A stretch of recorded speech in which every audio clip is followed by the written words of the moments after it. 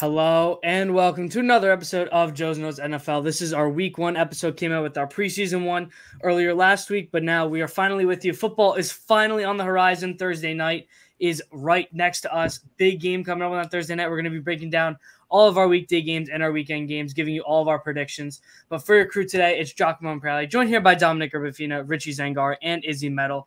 Have a lot of segments for you guys today. Going to keep you guys entertained as we're heading into week one. Starting off with an old tradition. We're going to go with our rapid fire game picks, get our winners out of the way. We'll throw it to Dominic first for his boys in the Pittsburgh Steelers traveling to Atlanta to take on the Falcons. Yeah, don't got to say much. Give me my dogs. I'm taking the Steelers. Rich? They gave me the Falcons here. Izzy? Gotta agree with Rich. I'm going with the Falcons. I mean, you got home field advantage, a much revamped offense. I'll take the Falcons as well at home. I think that they're going to be able to stick this one out. Moving on to what I think is one of the little bit more of an intriguing matchup, the Arizona Cardinals traveling to Buffalo to take on the Bills. Yeah, I think this one's going to be really close, actually, but I'm going to take the Bills. Yeah, I think this will be fun. I'll take the Bills also, though.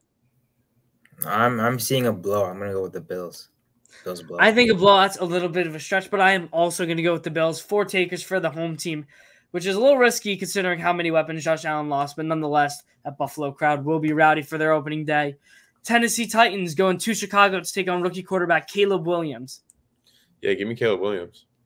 Wow, the Bears at home. Rich, go ahead. I'm also going to go with Caleb Williams and the Bears. Izzy? Yeah, Caleb was pretty impressive in preseason. I'm going to go with the Bears. And we are going to go another 4 for 4. I will also go with Chicago. I think this game will be closer than a lot of people think, though. Tennessee sneaky secondary, but Caleb should be able to gut out this one, I think, barely. Moving on to one of the I'd say the snooze fest of the week, the New England Patriots traveling to Cincinnati to take on the Bengals. Bengals. Yeah, I won't be watching Patriots game, Bengals. I mean, this really should be a blowout. Joe Burrow coming off that injury. Bengals should win by about 45. Moving on here, one of the better games this week. Again, a lot of great games in week one. The Houston Texans traveling to Indianapolis to take on the Colts. Yeah, I'm taking the Texans. I'm going to take the Colts at home here, actually. Yeah, I'm hearing a bit of a sophomore slump, so I'm going to go with the Colts. I don't think that the slump will be as big as you think, Izzy, but I will take the Colts at home as well. I think Richardson, even though he needs to knock some rust off, I'll trust him at home. Sykin will chief up some masterpiece of a game plan. Moving on, though, the Jacksonville Jaguars are traveling to Miami to take on the Dolphins. Yeah, I think this is actually a really tough one for me, but I think I'm going to go with the Dolphins. Yeah, early season Dolphins are a different team. I'll take them here. Well, I'm praying that the Dolphins win because I have Tyreek on my fantasy team, so I'm going to go Dolphins. And I'm going to be the one to go against everyone here. I really like the Jags. I think Trevor Lawrence finally has that bounce back year. I think Brian Thomas also has a big game. A couple of breakout guys that I'm looking out for. I'll take Jacksonville on the road in Miami. And moving on to our next game, though, we have the Carolina Panthers traveling to New Orleans to take on the Saints. Yeah, this is almost as bad as the Patriots Bengals game, but I think I'm going to go with the Panthers. Yeah, this game will be on red zone for about 3 minutes. I'll take the Saints. Yeah, I'm going to just go with the Saints. I think taking the home team here is just, I'm going to call it boring, straight up. I think that the Panthers are going to win this game. Dave Canales has proved that he can work with Bryce Young, especially in the preseason. I'll take Bryce Young in the upside with Dave Canales on the road week one in New Orleans. Moving on to my New York G-Men at home against the Minnesota Vikings. Yeah, the Giants are absolutely terrible. Give me the Vikings. Let's go, Sam Darnold. Give me the Vikings. I love to hear it. Giants ain't going nowhere. Give me the Vikings. See, I'm not a delusional Giants fan like a lot of fans, but I think that we do win this one at home. I think that the Giants will have an actually very good game against the Vikings, who are not a good team at all this year with Sam Darnold. I'll take the Giants at home. I'll be at that game, so I'll be rooting for them. Don't you worry. Moving on, though, the Las Vegas Raiders traveling to L.A., their former town, to take on the Chargers. Yeah, I'm going to take the Raiders here. I'm going to go with the Chargers here. I'm going to go with the Raiders. I'm going to go with the Raiders, too. Chargers are still figuring out that wide receiver room. We don't know if it's McConkey or Palmer who's going to step up. Herbert's a great talent, but I'll take the Raiders. They know a little bit more. Antonio Pierce also showed a lot at the end of last season. Moving on, though, the Denver Broncos traveling to Seattle to take on the Seahawks. I feel like this is going to be a close game. I want to take the Broncos really badly, but I think I'm going to play it safe with the Seahawks. Yeah, I'm also going to go with the Seahawks at home. Well, I'm also hoping that DK cooks in this game. He's also my fantasy team. I'm gonna go with the Seahawks. Dom, I wish you would have joined me. I'm going to take the Broncos on the road. I think Bo Nix is poised, especially for a big first game against I'm not going to say weaker, but I think he has a chance against the Seattle secondary, especially on the road. Moving it on, though, a big game. This is two massive defenses colliding here. Dallas Cowboys traveling to Cleveland to take on the Browns. Yeah, I think I'm going to take the Cowboys. I'm not a fan of Deshaun Watson. I'm going to take the Browns here. I think they have a really solid roster. This is 100% bias. I'm the biggest Cowboys hater. Give me the Browns. And I agree with the bias. I'll take the Browns at home. I think that defense will stop Dak and CD, as CD is still coming off that contract extension. A little bit rusty as he's been holding out. Moving it on, though, to our last regular game of the week. The Washington Commanders traveling to Tampa Bay to take on the Buccaneers. Yeah, I'm going to take the Bucs. Another great red zone game. I'll take the Bucs. I agree with you. I'm going to go with the Bucs. 4 for 4 on that one. I'll take Baker Mayfield's experience over a rookie Jaden Daniels, still trying to figure out his new system. But that leaves us with 4 games left. So we have 4 games of the week this week. As we mentioned, a lot of good games you already mentioned, but a absolutely packed week 1 schedule. NFL, I'd say, cooked with this schedule for this week. Really some great games. First up, though, right before we release this video, Thursday night, we're filming it right before, the Baltimore Ravens traveling to Kansas City to take on the Chiefs, one of the biggest matchups in the AFC all year. We're getting that rematch week 1. Could set the tone for both seasons. Dom, we'll start with you. Yeah, I'm gonna take the Chiefs here. I believe Mahomes is the real MVP. I believe Lamar did not deserve it.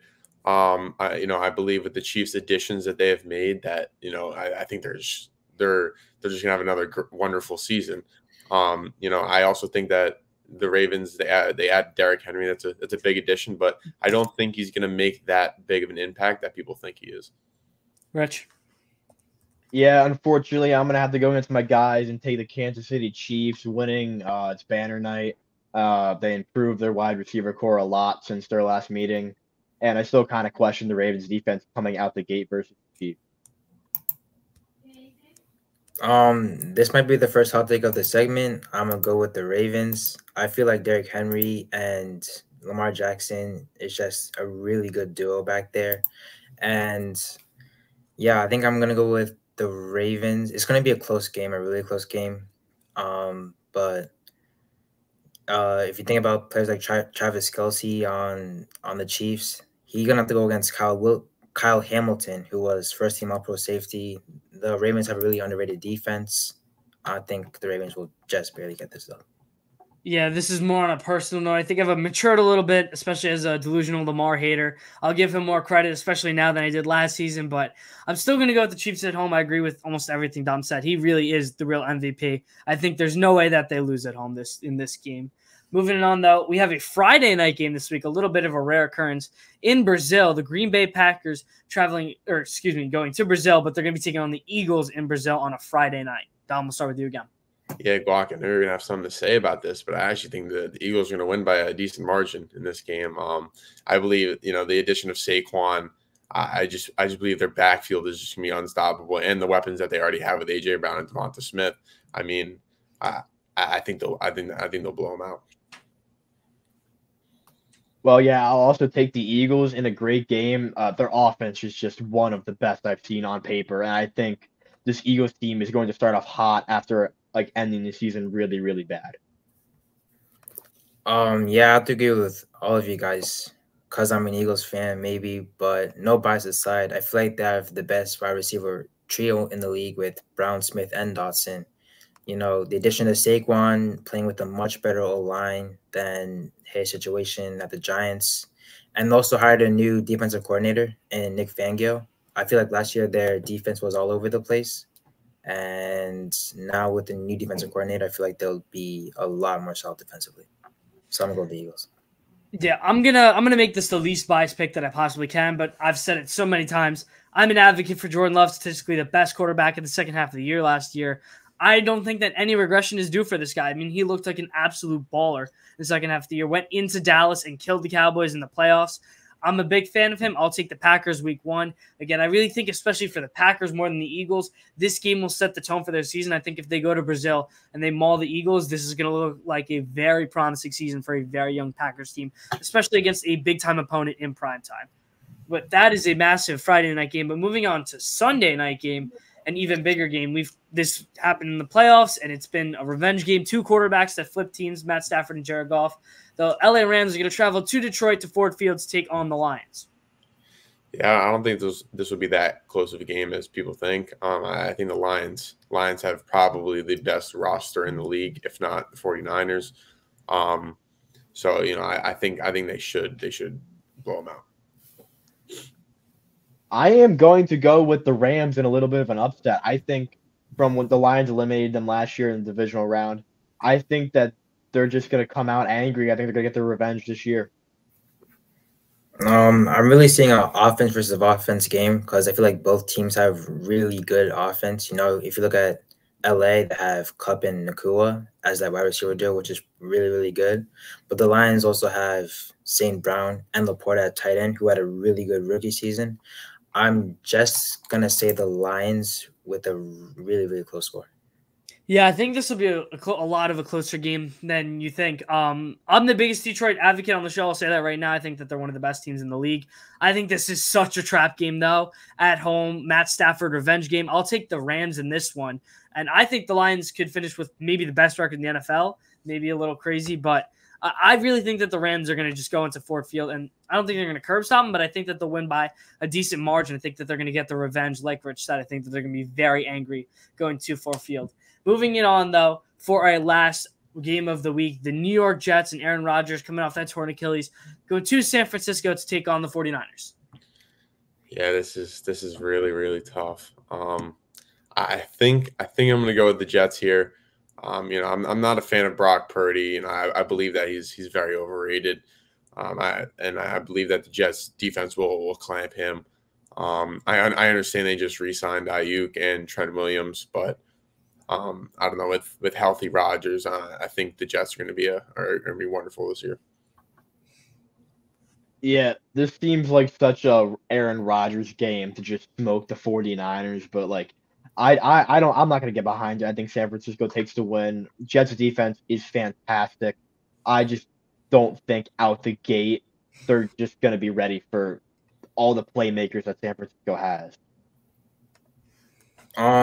This is going to be a really, really close game, maybe like 1 3-point game. But I think Jets barely take the dub because of Sauce Gardner. I feel like he is really going to clamp up Ayuk, especially with Ayuk not having any practice in camp or any preseason. So I'm going to go with the Jets.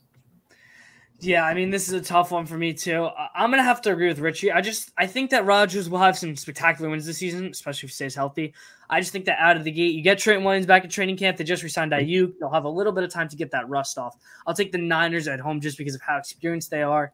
And the Niners have historically, apart from that 1 year, have gotten off to hot starts a lot of the years that this core has been together. So I think that that's going to continue, especially with the schedule that they have early on. So I'll take the Niners at home in this primetime game. Well, that'll do it for our rapid fire game picks. A great return of a segment that we'll be coming out with every week. Want to get everyone our game picks, keeping track of those, seeing who has the best percentage on the show. A little competition between us as analysts. But we'll move it on, though, to our second segment. We're going to call this one Surprise, Surprise. We're each going to talk about either player or team that we think is going to make a surprise first impression in week one. That could be for the good. That could be for the bad. Just something that we think will be a little strange in week one. Dom, we'll start with you for your surprise. Yeah, I have two players and the whole team. I think that's gonna be Jacksonville Jaguars and Trevor Lawrence and Evan Ingram. I believe Miami's defense was very banged up last year, and I believe they're not 100% healthy. If we saw Trevor Lawrence and Evan Ingram in the preseason last game, they had 2 touchdowns. I think even though I took the Dolphins in rapid fire game picks, I do believe that the Jags can for sure win this game. I believe it's 50-50. But I think that now with Ridley and Zay Jones gone, that Evan Ingram's going to get all the work, and they're just going to be great. Yeah, Trevor Lawrence needs is the right word, needs that bounce back year after a rough year. People calling him the prodigy out of college. This guy never loses and just struggled last year. I mean, again, we can talk about it last year. I was a big advocate for the guy, but really just didn't show what we needed. So if he can get out on that right track in Miami, I think it's going to be massive, not only for Trevor Lawrence himself, but that Jacksonville team, like Dom just said, that could be massive for them and their culture moving forward. Rich, we'll throw it to you next year for your next surprise. Yeah, I have the Minnesota Vikings, I think, blowing out the Giants. Obviously, Giants aren't very good. We got to remember Sam Darnold is QB. I think he sat behind Brock Purdy in the Shanahan offense. I think that he's going to come out in Minnesota and be a big time playmaker for him. He's got Justin Jefferson on the outside. I think he's going to be fantastic. He's going to absolutely feed him. And I think just in general, Vikings and Sam Darnold are going to surprise a lot of people in week 1. I mean, last time Giants Vikings played, Giants won a playoff game. That's all I'm going to say. And now they have a worse quarterback against arguably one of the best front sevens in the league. So, me personally, not my take, but I get what you're saying. The secondary is very shaky in New York. Sam Darnold could throw the ball over the top a lot to Justin Jefferson. I'll give you that one. Izzy, we'll throw it to you here for your surprise. Well, first, I'm gonna definitely agree with Rich. I actually don't think that's a surprise. I just don't think the Giants will be able to handle JJJ. He is probably one of the best receivers in the league right now. So I don't think that's a surprise personally, but it's a reasonable pick. For me, I've gone with the player. I've gone with Ayuk. Although we just re-signed with the 49ers, he didn't have much preseason. He didn't have any preseason, actually. And he didn't go to camp. He didn't have any games. So I feel like there's going to be a lot of rust that you're going to have to shake off. And it's going to be hard when you're going up against someone like Sauce Gardner. He is just an insane corner. I feel like he's the best corner in the league right now. And maybe because Ayuk missed preseason, he might get less snaps. Kittle might get the ball more. So I feel like there's going to be a lot less touchdowns, a lot less yards in this game. I feel like we can all get behind that with how little that these players do in the training camp, guys who are holding out, that they're going to come out the gate kind of rusty. I mean, that's kind of how contract holdouts go and negotiations go. So I'll get behind you with that one. I'll agree. But for mine, actually, I mentioned this earlier in the episode when I took the Panthers over the Saints.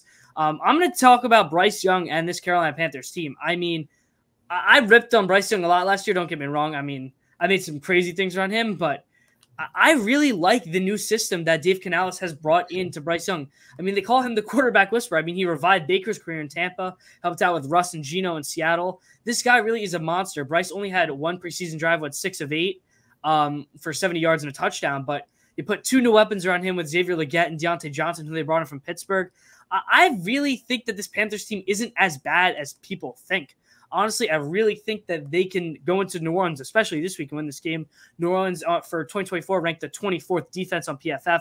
Not a very good overall defense. I think Bryce Young showed more advanced reads, especially in the preseason with new weapons. Obviously, Jonathan Brooks being out does hurt them, but Chuba Hubbard showed, especially at the second half of the year, that he can handle more of that bell cow workload. Maybe not as efficient as other running backs in the league, but he can definitely handle his own against, again, not a great New Orleans secondary. So I think Bryce Young especially is going to come out and make a statement, especially on the road in New Orleans, and pick up a big-time win. So that's good. That's going to be it for me. I really think that it is the Bryce Young show in Carolina. But for our last segment here, a good old time, we are bringing back a segment that we have gone with for multiple years now. It gets intense. We're going to call this one Getting Spicy. Our hot takes. Flaming hot for this one. We want these as hot as possible. Almost non-realistic, but we're each going to back up our hot take, and we will have some time for some debates here. Dom, we'll kick it off with you. What is your hot take for the 2024 NFL season? Yeah, I want you guys to hold your comments for the end because I know you're going to have something to say about this. This is completely 100% not biased at all. George Pickens will be considered a top 10 wide receiver by the end of the season. Last season he had 63 catches for 1,140 yards with Kenny Pickett as his quarterback, who threw for 2,000 yards, 6 touchdowns, and 4 interceptions. That he was statistically the worst QB in the NFL. Absolutely terrible. We are bringing in Russell Wilson, who last year threw for 3,000 touchdowns, 3,000 yards, 26 touchdowns, and 8 interceptions. The upgrade between Russ and Kenny Pickett is it's massive. And George Pickens, I believe, has top 10 skill already. So I believe he can easily be a top 10 wide receiver. Last year he had more receiving yards than Olave, DK, Justin Jefferson, Devonta Smith, Garrett Wilson.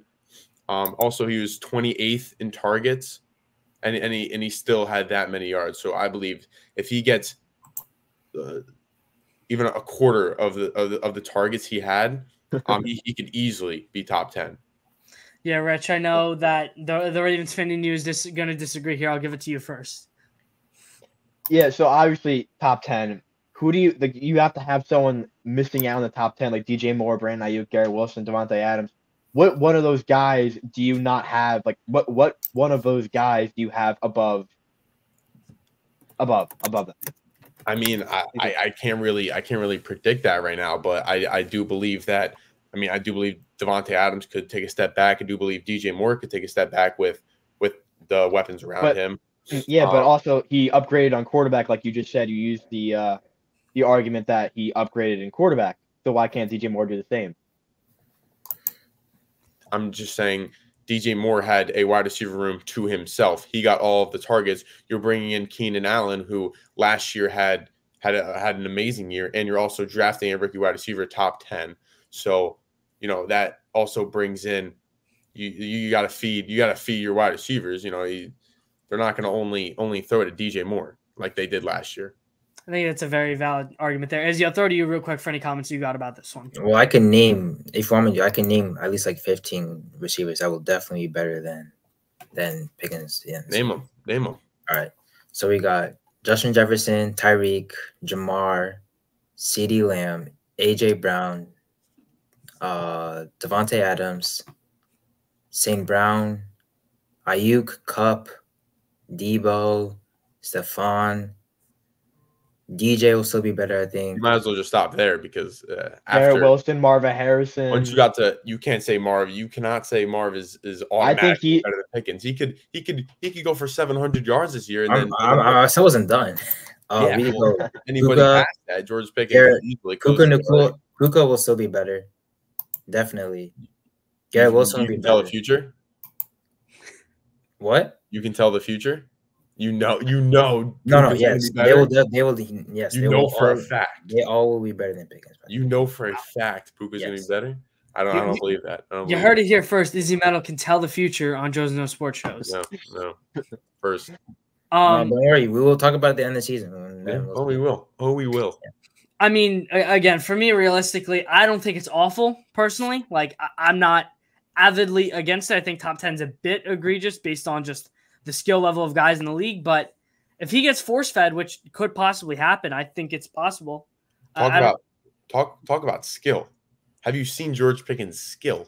I don't hate the take he makes. He's top 10 skill. He just has to get more than 100, 106 targets in a year.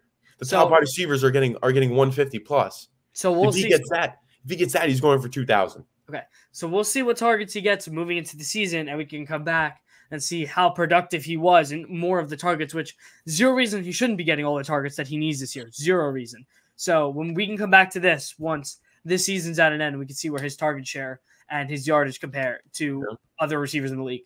Yeah, Rich, 2K is crazy. He's not getting 2K. Rich, though, moving on to you here, big dog. What is your hot take for us?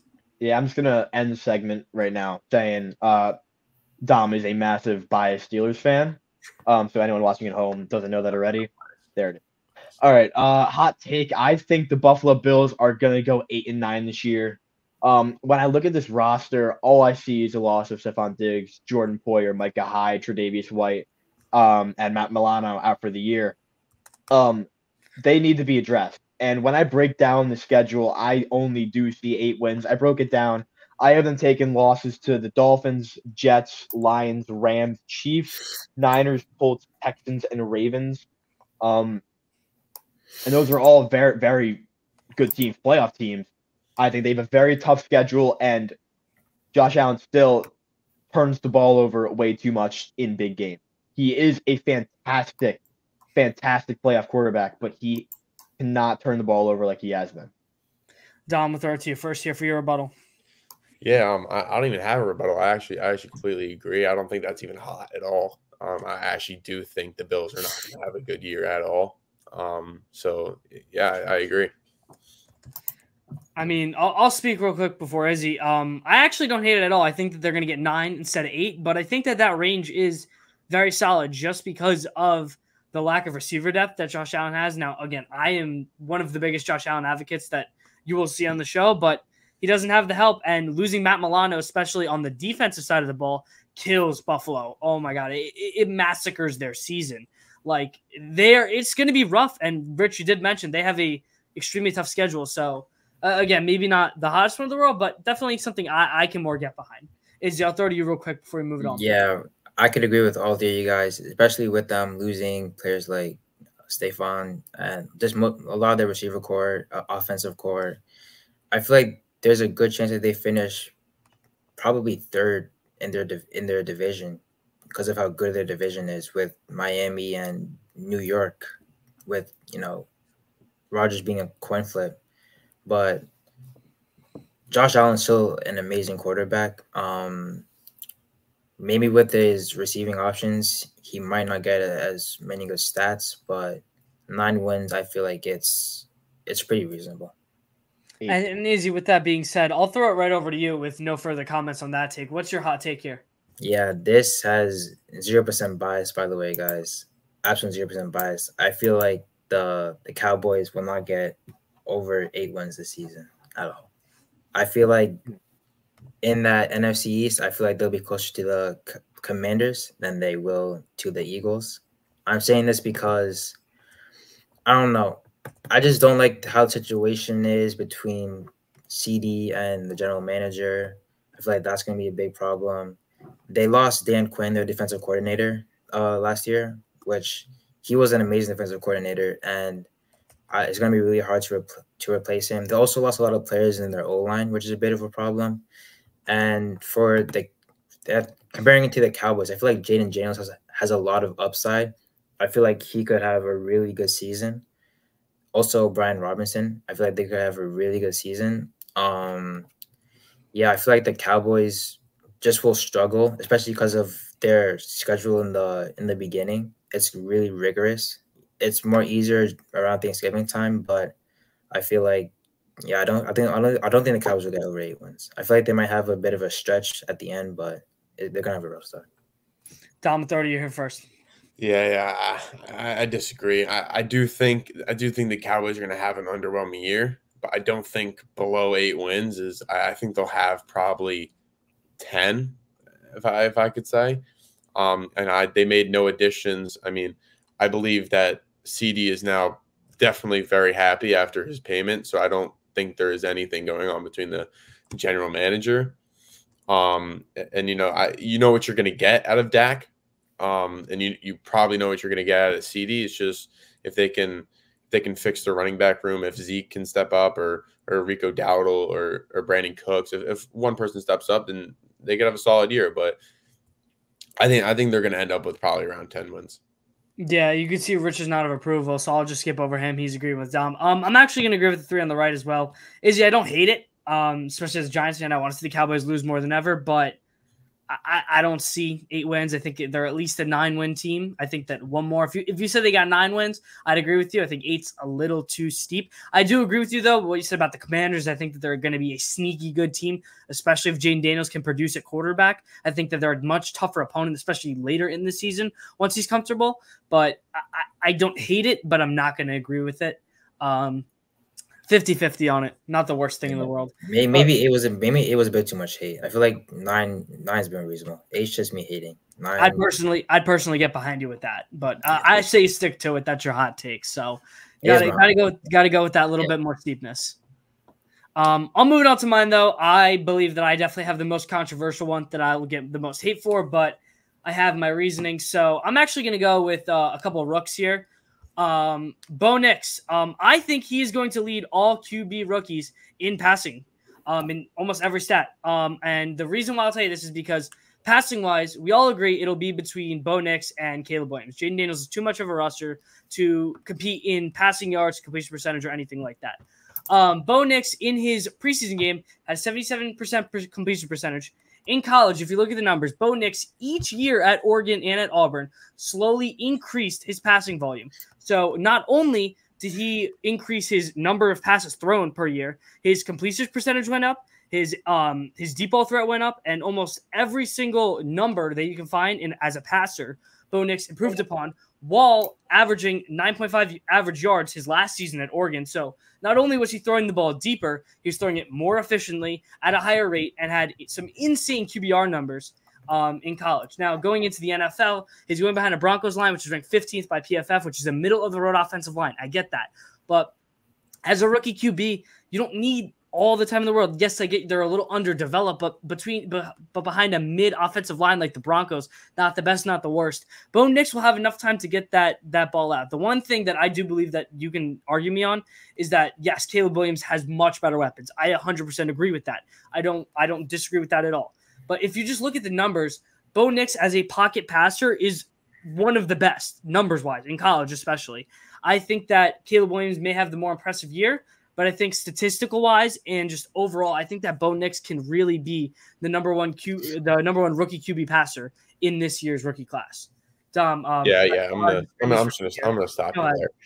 I do think Bo Nix is a solid QB, but I don't really think you can talk about college stats when I believe the NFL is a different breed, as most NFL players actually say.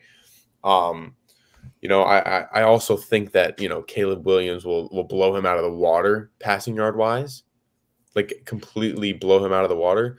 Jerry Jeudy is gone. Broncos, they're so mid. It's insane. I think Jared Stidham is honestly not a terrible QB. He's had some games here and there where he comes in and he lights it up. So I can even see him replacing Bo Nix later in the season. But I do think Caleb Williams and honestly even Jaden Daniels could easily destroy him in numbers wise. I mean, look at the offenses. The wide receivers are better both sides. Jaden Daniels and Caleb Williams. Caleb Williams by far. I just don't even see it coming close. Rich, real quick, and then I'll throw it to Izzy.